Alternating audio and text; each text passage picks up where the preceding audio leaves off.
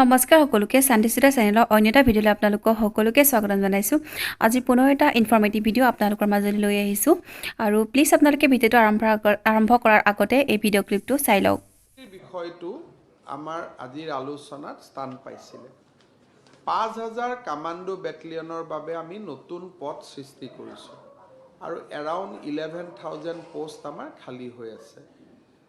আমাৰ ইচ্ছা যে 10 মেৰ আগতে আমি যিমান পাৰোঁ নিযুক্তিবোৰ কৰিব লাগে। শিক্ষা বিভাগক আমি টাৰ্গেট দিছোঁ 25,000 এপইণ্টমেণ্ট। হেল্থ ডিপাৰ্টমেণ্টক আমি টাৰ্গেট দিছোঁ 5,000 এপইণ্টমেণ্ট। এইবিলাক 1 বা 2 মে তাৰিখে আমি দিম।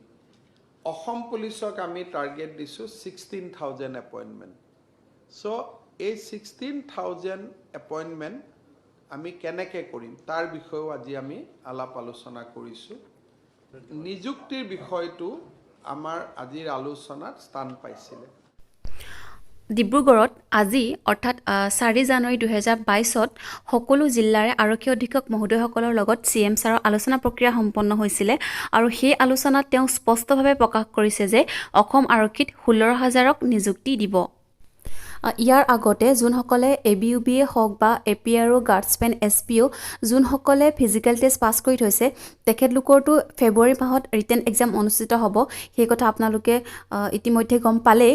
কিন্তু শেহতীয়াকৈ যি অসম পুলিচৰ অনলাইন এপ্লাই হৈ আছে তেখেতলোকৰো ইণ্টাৰভিউ অতি সোনকালে হ'ব।